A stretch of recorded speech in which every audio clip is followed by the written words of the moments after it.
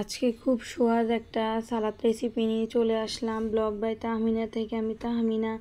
আসসালামু আলাইকুম, কেমন আছেন সবাই? তো এই তো আমি প্রথমে আপনার এখানে হচ্ছে যে মারপা কেটে নিচ্ছি। তো মারপাটা আসলে এটা যত কুচি মারপা হয় আর কি, যত কি বলবো, যত বয়স কম হয় এতটা বেশি ভালো লাগে, যেহেতু এটা চামড়া দিয়ে করতে হয়, চামড়া সহ আর কি।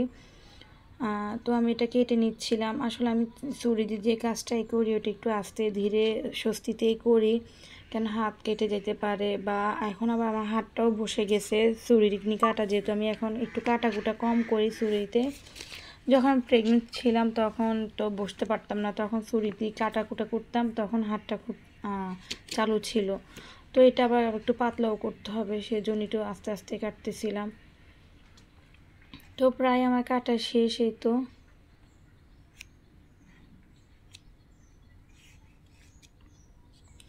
আসলে এই সালাডটা করতে যেরকম সহজ বা খেতেও খুব মজা, আর হচ্ছে যে আপনার এই সালাডটা আসলে বেশি উপকরণ লাগে না, ঘরে থাকা কিছু উপকরণ দিয়ে সুন্দরভাবে করা যায়।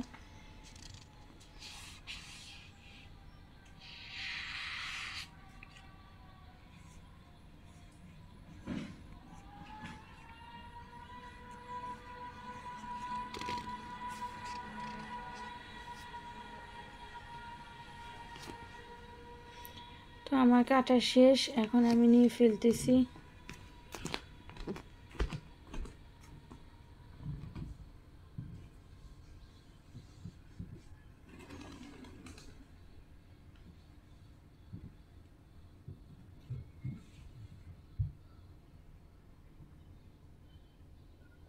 এখন আমি পেঁয়াজটা কেটে নিব।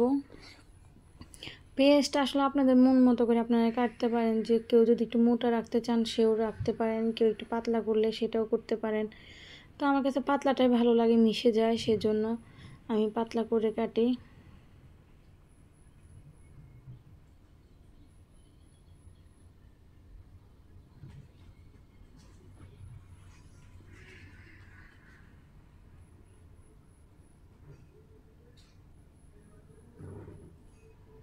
তো এখানে আমি আরেকটা পেঁয়াজ নিয়ে নিলাম। টোটাল আমি 2টা পেঁয়াজ দিছি এখানে, যেহেতু আমাদের এবার দেশি পেঁয়াজ আনছে, তো সেজন্য পেঁয়াজগুলো ছোট ছোট, নাহলে বড় একটা হইলেই হয় যথেষ্ট। তো এখানে আমি আর শুকনো মরিচগুলো আগে ভেজে রাখছিলাম তেলে, তো এখন আমি এগুলো ভেঙে নিচ্ছি। যদি ব্লেন্ডারে আমি গুঁড়ো করতাম তাহলে এটা বেশি মিহি হয়ে যেত, তো জন্য আমি হাতে গুঁড়ো করে নিচ্ছিলাম। তো আমি তো সবসময় বলি, আমি যাই করি ন্যাচারাল, আমি আপনাদেরকে সব কিছু দেখানোর চেষ্টা করি বা দেখাই। আমি ওরকমভাবে অন্য কিছু বা কি বলবো, ওরকম এডিট করতে আমি ওরকম কোনো করি না, ইউজ করি না। যেটা একদম ন্যাচারাল সেটাই দেখানোর চেষ্টা করি সবসময়, ঘরে যেভাবে করি ওইটাই। তো এখানে আমি কিছু সয়া সস দিয়ে দিচ্ছিলাম।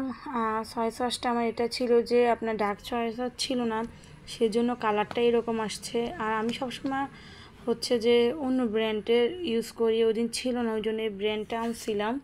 তো দেখলাম যে না, ভালো লাগে না, আসলে সত্যি ভালো লাগে না আমার কাছে সয়া সসটা, সেজন্য আমার সালাতে কালারটা এত বেটার আসে নাই। তো হচ্ছে এখানে আমার তিল, আর এই যেটা বলে তিল, সাদা সাদা তিলগুলা, ওইটা সবাই তো চিনেন তিল জিনিসটা। এটা কিন্তু এরকম ভিটামিন, এটা ক্যালসিয়াম, প্রোটিনও আছে তিলটাতে। তো এখানে আমি এই তিলটা আগে আমি একটু ভেজে নিছিলাম, ভেজে তারপর দিতে, কাঁচা দিলে কিন্তু এটা একটা কাঁচা কাঁচা স্মেল আসে, ওইটা ভালো লাগে না খাইতে। তো আমি এখন মেখে নিচ্ছি ভালোভাবে।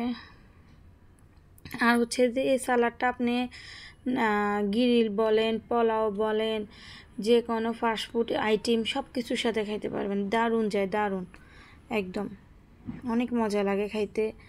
তো আসলে এটা কালারটা একটু ডার্ক, যখন ডার্ক সয়া সস দিয়ে করবেন তখন কালারটা আরও দারুণ আসবে, আসলে দেখলে খাওয়ার আগে মনটাই ভরে যাবে। তো এতক্ষণ থাকার জন্য সবাইকে ধন্যবাদ।